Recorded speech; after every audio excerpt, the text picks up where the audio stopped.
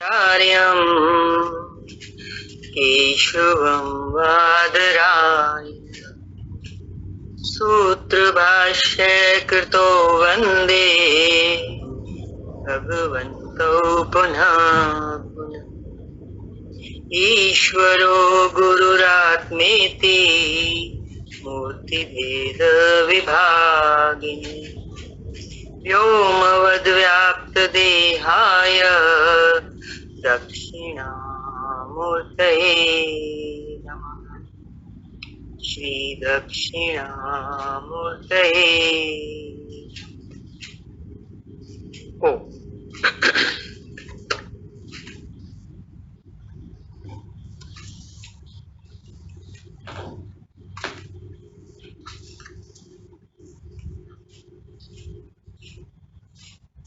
विवेक चूड़ामणि विचार चल रहा था कि मनुष्य जीवन यकायक नहीं मिला है। कैसे मिला है? चेतना की विकास प्रक्रिया से गुजरकर मिला है, लाखों वर्ष बाद मिला है। मनुष्य जन्म मिल गया, इस योनि में आ गए, लेकिन मनुष्यत्व माना मनुष्य जैसा आचार और विचार।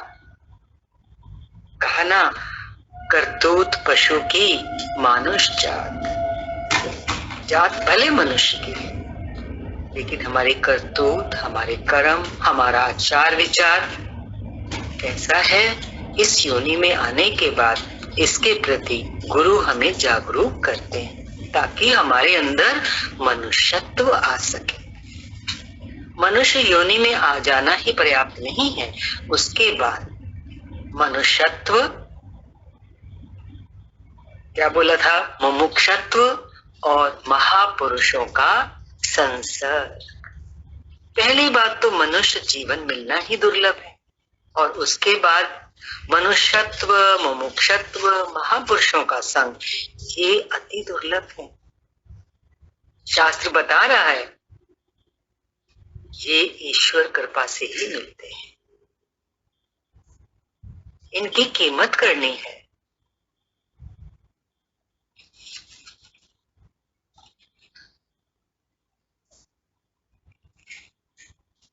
कैसे करेंगे कीमत? गुरु ने क्या बताया? स्वार्थी हो जाओ।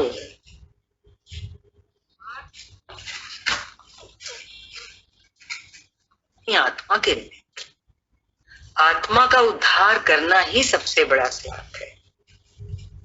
इसलिए इस चेतना के विकास का प्रयत्न करना ही सबसे बड़ा स्वार्थ साधन है। ये साधना इस मनुष्य जीवन में ही संभव है। इसलिए जो मनुष्य इस जीवन में इस साधन की उपेक्षा करता है, हम सबको याद रहे कौन सा साधन? स्वार्थ साधन, आत्मा के उद्धार का साधन। जो इस साधन की उपेक्षा करता है, शास्त्र क्या कह रहा है? वह मूढ़ ही है। मनुष्य जीवन मिला, देखो एक मनुष्य ही है जो धन के पीछे पड़ जाता है। और शास्त्र क्या बता रहा है? शास्त्र घोषणा कर रहा है कि धन से अमृतत्व की आशा नहीं की जा सकती। श्रुति, वेद मंत्र इस बात को स्पष्ट बतलाते हैं कि मुक्ति का हेतु कर्म नहीं है। क्योंकि धन कैसे बनाते हैं, कैसे कमाते हो धन? कर्म से ना। और शास्त्र कहता है कि कर्म से धन, यश, मान, प्रतिष्ठा, गौरव आदि तो अर्जित किए जा सकते हैं, किंतु इससे मुक्ति नहीं हो सकती। क्योंकि सभी कर्मों का फल होता है जिसे भोगना आवश्यक है, जिसके लिए बार बार जन्म लेना पड़ता है। इसी क्रम में आज पहले प्रकरण का 8वां श्लोक ले रहे हैं। इसलिए विद्वान संपूर्ण बाह्य भोगों की इच्छा त्याग कर संत शिरोमणि गुरुदेव की शरण जाकर उनके उपदेश किए हुए विषय में समाहित होकर मुक्ति के लिए प्रयत्न कर। अब मार्ग बता रहे हैं कि वो जो स्वार्थ साधन करना है आत्मा के उद्धार के निमित्त, वो कैसे करना है? संत शिरोमणि गुरु की शरण में जाकर। मुक्ति का एकमात्र उपाय ज्ञान की प्राप्ति है। महापुरुष की शरण किस लिए आवश्यक है? ज्ञान तो उन्हीं से मिलेगा, और ज्ञान ही तो एकमात्र रास्ता है, मुक्ति का उपाय है। ज्ञान प्राप्ति की विधि गुरु ही बताता है कि किस प्रकार की साधना इसके लिए करनी चाहिए। इसलिए जो मनुष्य ज्ञान प्राप्ति की जिज्ञासा रखता है, उसे सबसे पहले क्या करना है? हम सब ध्यान दें, सांसारिक भोगों की इच्छा का त्याग। सांसारिक भोगों की इच्छा का त्याग करके किसी ज्ञानी गुरु से उपदेश प्राप्त कर। सबसे पहले कौन सी तैयारी करनी है? सांसारिक भोगों से मन हटाना है। भोग लिया, कम नहीं भोगा, और कितने भी भोगते जाओ, अग्नि में घी के समान, ये बढ़ेगा ही, घटेगा नहीं। फिर किसी ज्ञानी गुरु से उपदेश प्राप्त करने की अंदर में भावना, प्रबल भावना रखो, और वो गुरुदेव, वो ज्ञानी महापुरुष जो विधि बताएं उसी के अनुसार चलें। हम जाते हैं महापुरुषों के पास, लेकिन हम देखें वो जो विधि हमें बताते हैं, क्या हम अपने आप को उस मार्ग पर चला पा रहे हैं? विधि देते हैं और उस मार्ग पर चलना है, उस विधि के अनुसार जीवन में चलना है, और चल करके क्या करना है? आत्मसात करना है। जो ज्ञान वो देते हैं मीन्स उसका रूप हो जाना है, उसी में डूब जाना है। कितना गोता लगाओ,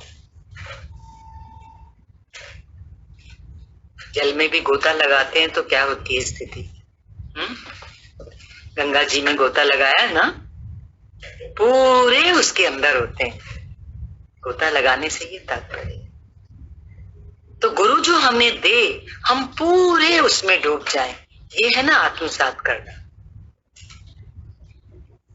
कौन कौन सी चीजें हुई? सांसारिक भोगों की इच्छा का त्याग करके किसी ज्ञानी संत शिरोमणि महापुरुष के उपदेश को प्राप्त करके, फिर उस उपदेश के अनुसार तीसरा स्टेप है, उसके अनुसार चल करके, पहले चलना है और फिर उसका रूप होना है, उसको आत्मसात करना है।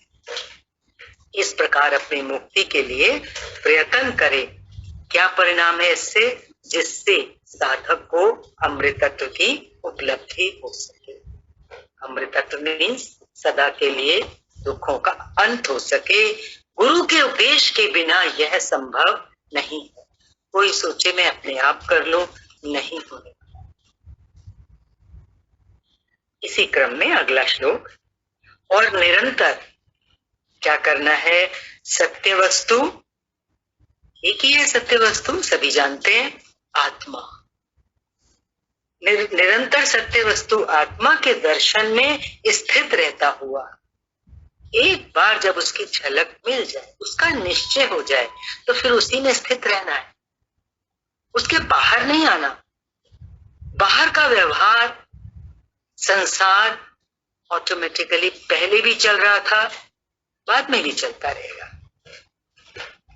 आत्मा के दर्शन में स्थित रहता हुआ, योगारूढ़ होकर, योग में आरूढ़ होकर, गुरु जो विधि बताएंगे, जो साधन करेगा साधक, उसके अनुसार क्या होगा?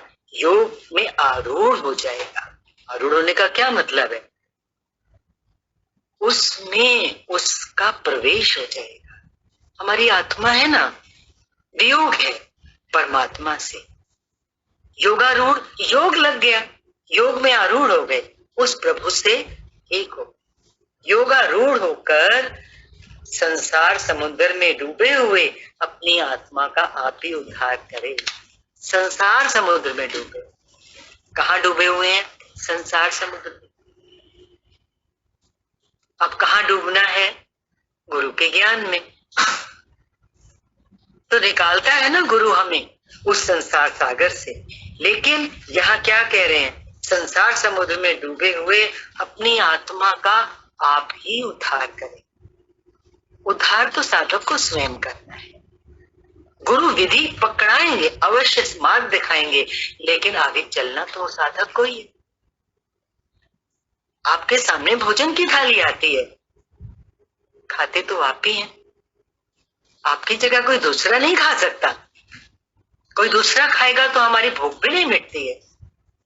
इसलिए स्वयं का उद्धार करना है। इसी श्लोक की थोड़ी व्याख्या देख रहे हैं। जो आत्मा इस संसार समुद्र में डूबा हुआ, बार बार जन्म धारण करता हुआ निरंतर दुख पा रहा है, उस आत्मा का उद्धार स्वयं को ही करना पड़ेगा। कोई दूसरा उसका उद्धार कर ही नहीं सकता। गुरु कृपा और गुरुदेव की बताई गई विधि से ही उस सत्य वस्तु आत्मा का दर्शन होता है। फिर उसी में स्थित रहना ही मुक्ति है। ये बहुत इंपॉर्टेंट है पॉइंट। सब कुछ हो जाता है,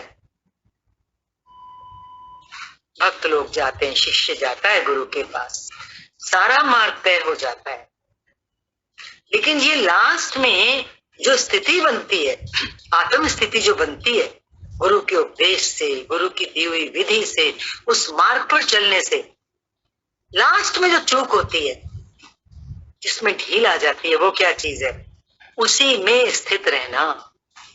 ये अपना उद्धार आप करना है। हाथ में सब कुछ आ गया, अब उसका उपयोग क्या है?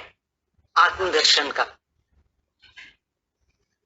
कुंजी पकड़ा दी गुरु ने, अब उस पे आप चले भी, लेकिन अब उसमें पैर जमाए रख, हर समय प्रत्यक्ष दर्शन उसका होता रहे।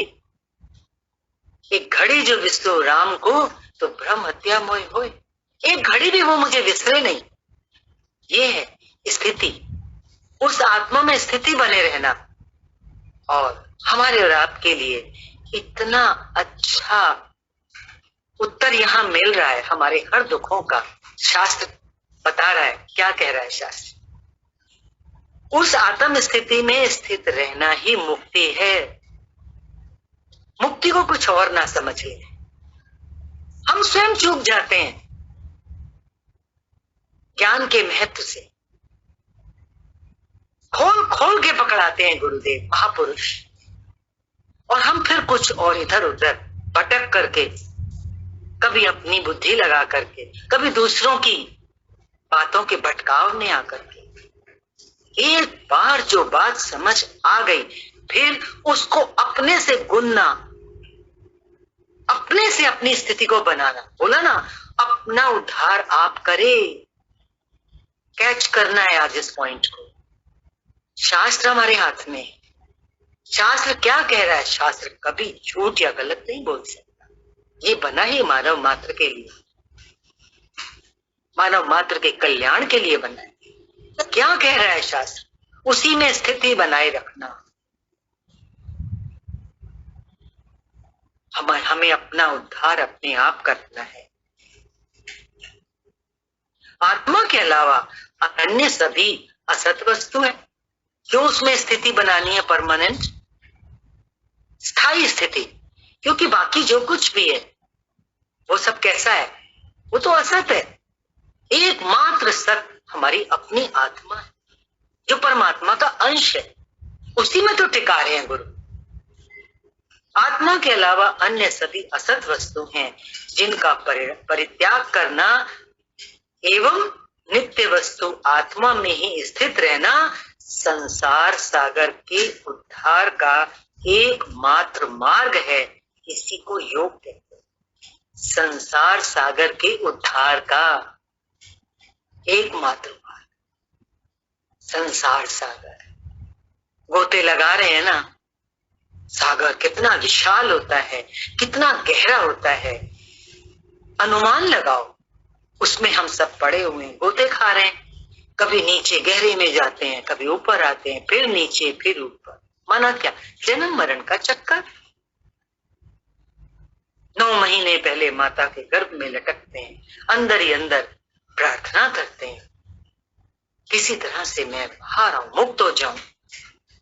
हे प्रभु, इस बार मैं तेरा भजन करके तुझसे एक हो जाऊं। मैं इस दुख से, गर्भ यौन से बचना चाहता हूँ। जीव कितना तड़पता है बाहर आने के बाद, माया ऐसी घेरती है, सब कुछ भूल जाता है। नहीं, आज सब कुछ मिल रहा है, आज यही बात जरूर याद रहे, संसार सागर से उद्धार करना है। इसी क्रम में अगला श्लोक, आत्म अभ्यास में तत्पर हुए धीर विद्वानों को संपूर्ण कर्मों का त्याग करके भव बंधन की निवृत्ति के लिए प्रयत्न करना चाहिए। इस श्लोक की व्याख्या में आगे देखें, कर्म क्योंकि अपना फल अवश्य देते हैं, इसलिए मुक्ति की इच्छा रखने वालों के लिए कर्मों का त्याग करके केवल आत्मा के अभ्यास में ही तत्पर रहना चाहिए। बोला ना, कैसा भी कर्म हो, कोई भी कर्म हो, उनका फल अवश्य होता है, और फल है तो फिर जन्म मरण क्रम से चलता ही रहेगा। इसलिए जिनको मुक्ति की इच्छा है वो क्या करें? सबसे पहला काम, कर्मों का त्याग करें और किस चीज का अभ्यास करें? केवल और केवल आत्मा के अभ्यास में लगे, तत्पर रहें, एवर रेडी रहें। जिज्ञासु कैसा हो, साधक कैसा हो? Ever ready and ever fresh, कभी थके नहीं। यहां संपूर्ण कर्मों के त्याग की बात कही गई है, अतः कर्म को भी समझना आवश्यक है, क्योंकि मन में शंका आ सकती है कि सभी कर्मों का त्याग कैसे कर दें। इसलिए बता रहे हैं कि कर्म वे ही होते हैं जो अहंकार वश वासना पूर्ति हेतु और फलेच्छा के लिए किए जाते हैं। तो कभी डरना घबराना नहीं कि संपूर्ण कर्मों का त्याग बता दिया तो जीवन कैसे चलेगा। कौन से कर्म बंधन का कारण है? कर्म वही है जो नंबर 1 अहंकार से किए जाएं, नंबर 2 वासना पूर्ति के लिए किए जाएं, और नंबर 3 फल की इच्छा से किए जाएं। तो सबसे पहले क्या करना है? फल की इच्छा का त्याग करना है। दूसरा, कामना से रहित होकर के कर्म करना है, और तीसरा, अहंकार से रहित होकर कर्म किया करना है। इच्छा से, कामना से और अहंकार से रहित होकर जो कर्म किए जाते हैं वे बंधन का कारण नहीं बनते। यहां पर थोड़ा सा ध्यान दीजिए। हम लोग गृहस्थ में बैठे हैं, तो जब हम सांसारिक कर्मों में प्रवृत्त होंगे तो हमारा दृष्टिकोण क्या होगा? क्योंकि यहां तो बता दिया ना, कर्म तो सारे ही बंधन का कारण बनते हैं। लेकिन यदि हमने फल इच्छा, अहंकार रहित और कामना रहित कर्म किया तो वो बंधन का कारण नहीं होगा। हमने बच्चों को जन्म दिया, उनका लालन पालन करना हमारा कर्तव्य है, उनके प्रति उनकी हर जिम्मेदारी को पूरा करेंगे। अब हम अपना जो निष्ठा है, अपनी निष्ठा है हमारी, वो कहाँ रखेंगे? निष्ठा केवल कर्तव्य में रखेंगे, निष्ठा उस वस्तु में नहीं रखेंगे। वस्तु माना यहाँ पर जो हमारी संतान। यदि हमने अपनी निष्ठा वस्तु में रखी तो वहां तो मोह हो जाएगा, वो बंधन का कारण होगा। यदि हमारी निष्ठा केवल मात्र कर्तव्य में होगी, वो कर्म बंधन का कारण नहीं बनता। इसलिए बहुत ध्यान से समझना है कि कर्म माना क्या, क्योंकि संपूर्ण कर्मों के त्याग की बात चल रही है ना। तो हमें स्पष्ट होना चाहिए कि हमारा आध्यात्मिक जीवन के साथ साथ जो व्यवहारिक जीवन, सांसारिक जीवन चल रहा है, उसमें हम सावधान कैसे रहें, ताकि वहां जो कर्म हम कर रहे हैं वो हमारे बंधन का कारण ना बन जाए। ये कर्म तो वहां भी होने ही होने हैं। निष्कर्मता, इसको बता दिया। जीवन में, संसार में जीते हुए, कर्म करते हुए निष्कर्मता की स्थिति को प्राप्त कैसे किया जाए, क्योंकि हम साधक है, अपनी आत्मा के उद्धार के मार्ग पर चलना चाहते हैं। तो उसको समझना बहुत जरूरी है कि फल इच्छा का त्याग करते हुए, कामना का त्याग करते हुए और अहंकार से रहित होकर जो कर्म किए जाते हैं वे बंधन का कारण नहीं बनते। इसलिए ऐसे कर्मों का त्याग करके केवल स्वाभाविक कर्मों को करता। आपने गीता में बहुत सुना है स्वाभाविक कर्म। स्वाभाविक कर्म क्या है? शूद्र की स्थिति है तो सेवा करेगा, वैश्य की स्थिति है तो गुणों का संग्रह करेगा, क्षत्रिय की स्थिति है तो युद्ध करेगा विकारों से, ब्रह्म की स्थिति है तो ब्रह्म में स्थित रहेगा। ये स्वाभाविक कर्म है। वर्ण के अनुसार भी समाज में जो हमारा प्लेस है, जो हमारा कर्तव्य है, जो हमारा रोल है, वो भी हमारा स्वभाव हो जाता है। आश्रम के अनुसार भी यदि हम गृहस्थ आश्रम में हैं तो उसके अनुरूप हमारे सामने जो कर्म आएंगे वो हमारे स्वाभाविक कर्म, पर सुजागी के साथ, जागृता के साथ कि कोई भी कर्म मेरा बंधन का कारण न बने, जिससे हमारी मुक्ति का मार्ग प्रशस्त हो सके। स्वाभाविक कर्मों को करता हुआ साधक आत्मज्ञान की साधना में ही तत्पर रहे, जिससे मुक्ति का मार्ग प्रशस्त हो सके। गीता में भी शास्त्र भी कह रहा है, गीता में भी वासना युक्त कर्म त्याग नंबर 1, वासना युक्त कर्म त्याग, और फल इच्छा का त्याग नंबर 2, फल इच्छा। इच्छा से युक्त होकर कर्म करना और फल की कामना से कर्म करने के त्याग की बात गीता में भी कही है।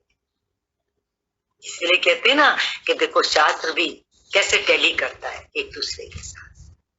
2-4 शास्त्र पढ़ के निर्णय और निश्चय करना कि देखो एक ही सत है ना, सत एक ही हो सकता है, सत कभी दो नहीं होता। इसी क्रम में अगला श्लोक, कर्म चित्त की शुद्धि के लिए ही है। कर्म चित्त की शुद्धि के लिए ही है, वस्तु उपलब्धि के लिए नहीं। वस्तु उपलब्धि मीन्स तत्व दृष्टि, आत्म दृष्टि के लिए नहीं। वस्तु सिद्धि तो विचार से ही होती है।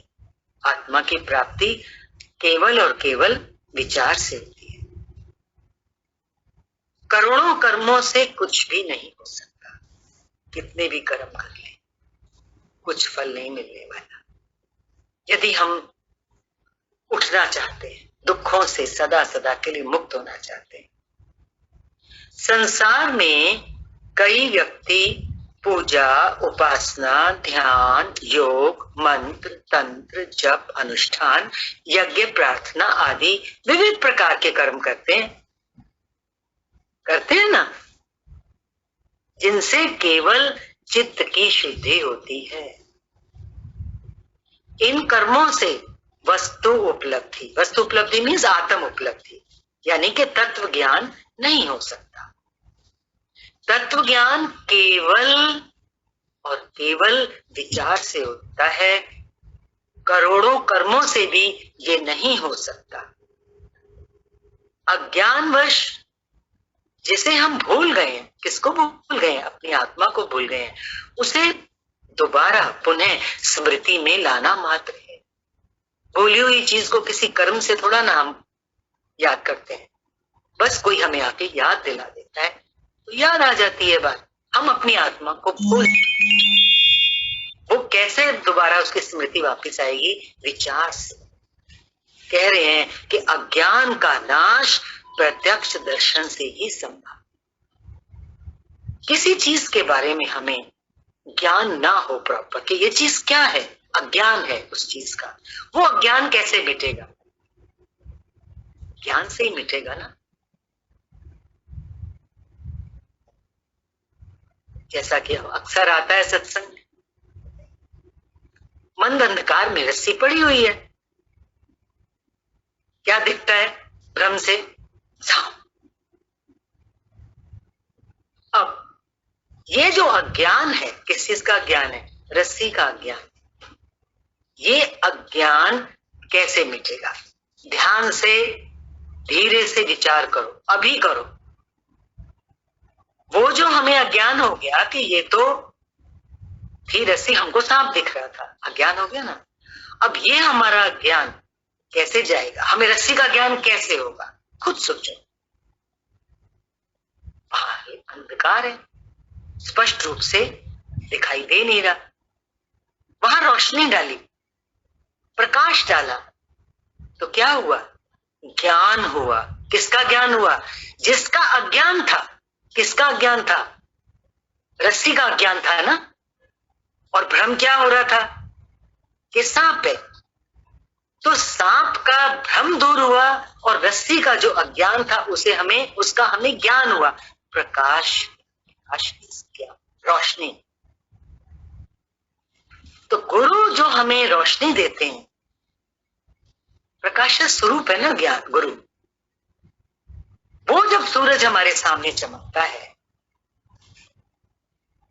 तो सारा अंधेरा मिट जाता है।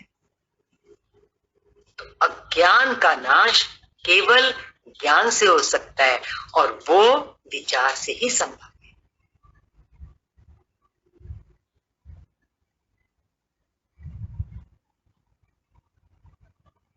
इसी क्रम में अगला श्लोक। भली भांति विचार से सिद्ध हुआ रज्जु तत्व का निश्चय भ्रम से उत्पन्न हुए महान सर्प भय रूपी दुख को नष्ट करने वाला है। भ्रम से जब रस्सी को सर्प समझ लिया जाता है तो मन में भय उत्पन्न होता है, हृदय की धड़कन बढ़ जाती है। इस भय का निवारण सामने सामने देख लेने से ही संभव है। जब तक हमें कोई दिखा नहीं देगा कि ये सांप नहीं है तो डर हमारे अंदर से जाने वाला नहीं। प्रत्यक्ष दर्शन। तो जब उस रस्सी का प्रत्यक्ष दर्शन कर लिया तभी ना डर गया। अब हमें भी अज्ञान है अपनी आत्मा का और हम भयभीत हैं इस माया से। ये भय कब जाएगा? जब ये भय जब तक नहीं जा सकता जब तक हमें अपनी आत्मा का प्रत्यक्ष दर्शन ना हो। प्रत्यक्ष दर्शन। अब एक बात सोचने की है, वहां रस्सी में जब सांप दिख रहा था उसकी आरती उतारने से, कोई मंत्र का बैठ के वहां जाप करने से, कोई हवन करने से, पूजा पाठ करने से, ध्यान समाधि लगाने से क्या उस रस्सी में दिखते हुए सर्प का भय जा सकता था? आप सब समझदार हैं, आंसर देने की जरूरत नहीं है। वो डर जा ही नहीं सकता था किसी भी कर्म कांड से, कितने भी पूजा पाठ कर लो कि सांप का डर चला जाए। सांप का भय केवल और केवल गया कब? जब रोशनी आई। हमारा भी जो ये संसार रूपी भय है, जिस संसार में हम भटक रहे हैं, अंधेरा ही अंधेरा है चारों तरफ, अज्ञान का। कौन सा अज्ञान? स्वयं का अज्ञान। वो तो केवल ज्ञान से ही जा सकता है। तो क्या बोला? अन्य किसी कर्म कांड की आवश्यकता नहीं है। इसी प्रकार आत्मा की सत्ता को भूलकर जो हम प्रकृति को सच मानकर भोगों में ही रुचि ले रहे हैं, अंधकार कौन सा है? किस अंधकार में हम भटके हुए हैं, भ्रम में घूम रहे हैं? अज्ञान का अंधेरा। ज्ञान अंधेरा नाश हुआ जब गुरु ने ज्ञान दिया। हम इस संसार को, प्रकृति को सच मानकर भोगों में रुचि जब तक लेते रहते हैं तो यही तो उसका भ्रम है। जिसकी निवृत्ति, जिससे छुटकारा कब मिलेगा? प्रत्यक्ष अनुभव से। देखो, रस्सी का सांप कब गया? जब प्रत्यक्ष देख लिया, आंखों से देख लिया, पूरे प्रकाश में देख लिया। नहीं नहीं, रस्सी है, पक्का रस्सी है, 100% दिख रही है अब रस्सी, क्योंकि पूरा 100 वाट का बल्ब जला दिया उसके ऊपर। ऐसे ही जब गुरु ज्ञान देते हैं तभी हमारा ये भ्रम, जो भोगों को सच मान के हम उसमें लिप्त हैं, उनसे निवारण होता है, निवृत्ति मिलती है। ना तो कहाँ निवृत्ति मिलती है। आते हैं, जाते हैं, सत्संग सुनते हैं, सब कुछ अच्छा लगता है, सच लगता है, लेकिन फिर हम लिप्त तो वहीं रहते हैं। इसको कहा अपना उद्धार आप करना है। सब कुछ मिलता है, सब दवाएं हैं गुरु के पास, खानी तो मरीज को ही है। जो हम इस संसार भय में इतने भयभीत हैं, यदि हम इस भय से उठना चाहते हैं तो क्या करना होगा? अपना उद्धार आप करना होगा। यानी कि अपनी स्थिति बनाकर, आत्म साक्षात्कार करके सामने सामने दर्शन करके अपने कि मैं कौन हूं। कौन सा दर्शन करना है? अभी तो एक ये देह का दर्शन ही हर समय होता है ना। सच्चा दर्शन, सच्चा साहिब कराए सच्चा दर्शन, सच्चा गुरु सच्चा दर्शन कराता है। इस झूठे दर्शन से हटा देता है हमारी आंखें। इस संसार का जो भ्रम है कि ये सच है जबकि ये है असत, इसकी निवृत्ति प्रत्यक्ष अनुभव से ही संभव है और उसका साधन एक ही है, याद रखना, केवल विचार। कैसे मिलने वाली है आत्मा? विचार से। विचारो, केवल और केवल विचार, कर्म कांड नहीं। कर्म कांड एक सीमा तक सहायता करते हैं, अगले श्लोक में आ रहा है। कर्म कांड नहीं है, इसी अनुभव से दुखों का अंत संभव है। किस अनुभव से? प्रत्यक्ष दर्शन से, आत्मा के प्रत्यक्ष दर्शन से। अगला श्लोक ले रहे हैं। कल्याणप्रद उक्तियों द्वारा, मीन्स वेद वाक्यों द्वारा, शास्त्र के वचनों के द्वारा विचार करने से ही वस्तु का निश्चय होता देखा जाता है। वस्तु मीन्स आत्मा का निश्चय होता देखा जाता है। स्नान, दान अथवा सैकड़ों प्राणायाम से नहीं।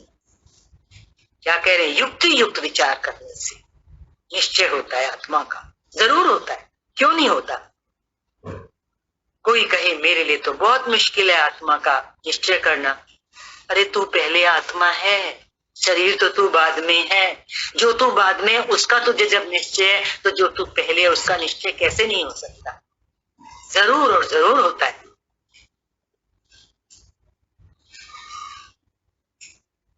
इस श्लोक की व्याख्या पढ़ रहे हैं। एक ब्रह्म ही सत वस्तु है। सत मात्र एक ही है, ब्रह्म। अन्य सभी असत है। इसका निश्चय करें हम। शास्त्र कह रहा है। यदि आज शास्त्र पर भी हम अपने जीवन को आधारित ना करें तो कौन सी ठौर है हमारे लिए? कोई जगह नहीं बचती फिर उसके बाद। फिर तो सिवाय धक्कों के कुछ हासिल होने वाला नहीं, आखिरी दम तक, आखिरी सांस। उस सत का ज्ञान, उस ब्रह्म का ज्ञान स्नान, दान अथवा प्राणायाम से नहीं हो सकता। और अगर ज्ञान से ही हो सकता है तो ज्ञान के लिए विचार ही एकमात्र साधन। देखा जाए तो हमारे लिए तो रास्ता सुगम हो गया। करना भी कुछ नहीं, विचार ही करना है। तो विचार तो हम कर सकते हैं, क्यों नहीं कर सकते? परमात्मा ने बुद्धि यंत्र दिया है ना। इस बुद्धि यंत्र का हम कहां कहां इस्तेमाल करके आ चुके हैं और इस्तेमाल क्या किया है? मिसयूज किया है। आज जब शास्त्र मार्गदर्शन कर रहा है तो उसी बुद्धि यंत्र का हम सही उपयोग करें। कौन सा है सही उपयोग? अपनी स्वयं की आत्मा के विचार में लगाएं इसको।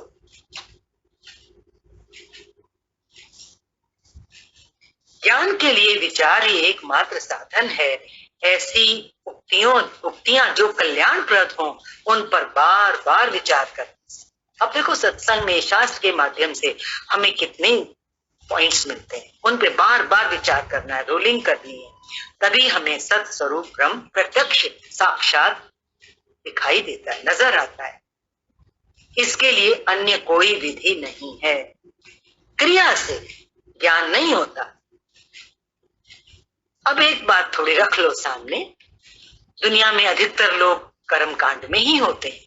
तो शास्त्र कह रहा है कर्म करने से, कर्म कांड में जाने से चित्त शुद्धि होती है। बेकार नहीं जाता वो, लेकिन उससे केवल और केवल चित्त शुद्धि होती है। और चित्त शुद्धि पहली शर्त है आत्म ज्ञान में आगे कदम रखने की, उस द्वार में प्रवेश करने की। क्रिया से ज्ञान नहीं होता, केवल चित्त शुद्धि होती है, जो प्रारंभिक अवस्था है, शुरू की अवस्था है, पहली सीढ़ी है। इसके बाद निरंतर उस पर विचार करना आवश्यक। अगला श्लोक। विशेषतः अधिकारी को ही फल सिद्धि होती है। देश काल आदि उपाय भी उसमें सहायक अवश्य होते हैं। क्या बताया अधिकारी के लिए? इसी श्लोक की व्याख्या, आत्मज्ञान की सिद्धि के लिए पात्रता का होना परम आवश्यक है। अपात्र माना चित्त शुद्ध नहीं हुआ, चाहे कितनी ही तपस्या, साधना, हठ योग की क्रियाएं, प्राणायाम, जप, पूजा, पाठ आदि क्यों ना करे, उसे आत्मज्ञान नहीं हो सकता। आत्मज्ञान की पात्रता के लिए वैराग्य और समर्पण बहुत जरूरी है। वैराग्य कैसा? नंबर 1 भोगों के प्रति वैराग्य और दूसरा ईश्वर के प्रति समर्पण से ही सिद्धि हो। सरल है, भोग लिए, अब उनके प्रति वैराग्य मीन्स दोष दृष्टि, खटास, और एकमात्र ईश्वर में समर्पण मीन्स ईश्वर पर भरोसा, विश्वास। इसके साथ साथ और भी गुणों की बहुत आवश्यकता होती है, जो सत्संग में आने मात्र से ही हमारे अंदर विकसित होते ही चले जाते हैं। इसके साथ ही संतोष, दया, अहिंसा, प्रेम, सरलता, नम्रता, करुणा, मैत्री भाव आदि गुण भी सहायक होते हैं। किसमें? पात्रता, आत्मज्ञान की प्राप्ति। केवल क्रिया योग से तो अहंकार, ये बात समझ लो कि कर्म कांड में ज्यादा जाने से क्या होता है, मैंने इतनी पूजाएं की, मैंने इतने यज्ञ किए, मैंने इतना जप किया, मैंने इतना तप किया। केवल क्रिया योग से अहंकार बढ़ता है, इसलिए उसके साथ भक्ति का समन्वय जरूरी है। भक्ति माना क्या? एक मेरे परमात्मा ही सब कुछ है। ईश्वर की सत्ता में विश्वास से ही समर्पण संभव है। हर समय याद रहे उस प्रभु के सिवाय दूसरा कोई है नहीं, उसकी सत्ता है जो आवश्यक शर्त है। इसमें स्थान, अब देखो, भक्ति के साथ साथ प्रभु के प्रति समर्पण के साथ साथ क्या जरूरी है? एक और आवश्यकता बता रहे हैं, स्थान और समय का भी प्रभाव पड़ता है। उचित स्थान और अनुकूल समय में की गई साधना से ही जल्दी जल्दी उपलब्धि होती है, शीघ्र उपलब्धि होती है। माना क्या? उचित स्थान से क्या मतलब? उचित समय से उचित वातावरण। हम कैसे वातावरण में रहते हैं? कभी बहुत बार आता है ना, संग पे बहुत ध्यान दें, अपने घर का वातावरण शुद्ध बना के रखें और गुरु का साथ।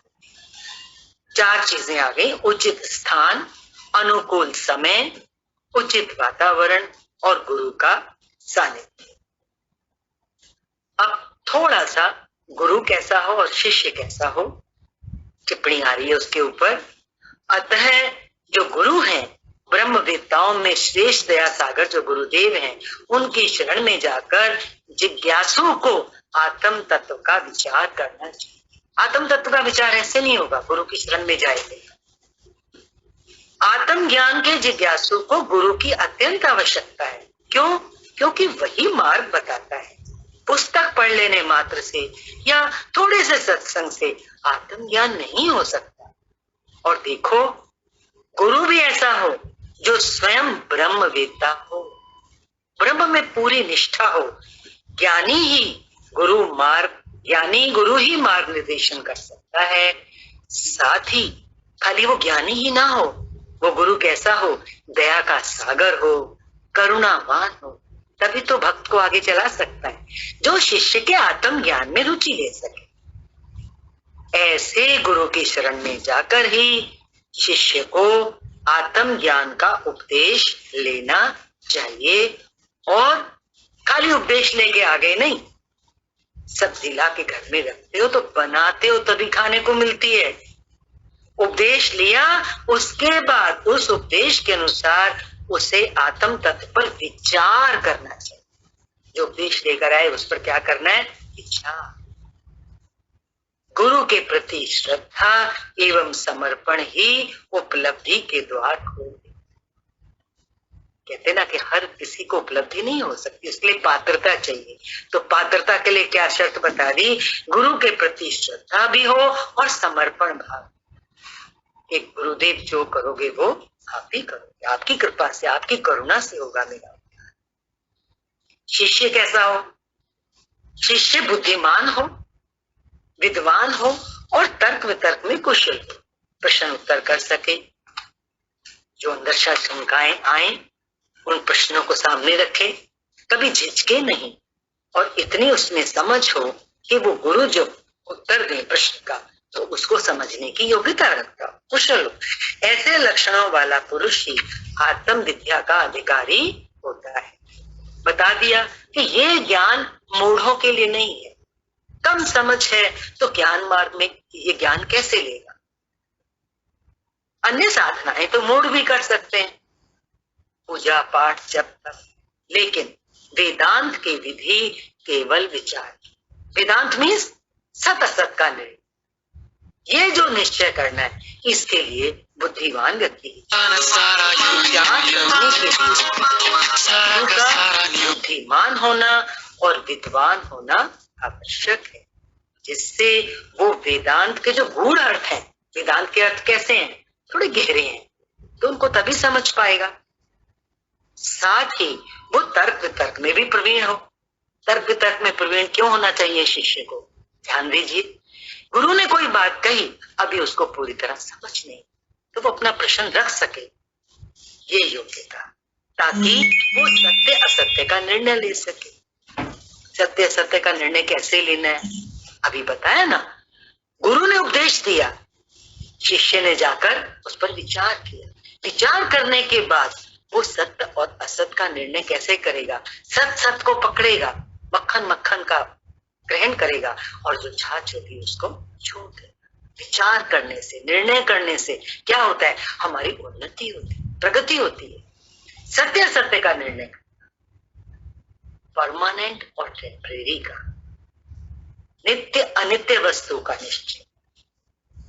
ऐसी योग्यता वाला जिज्ञासु ही इस ज्ञान का अधिकारी होता है, जिसमें सोच समझ नहीं है।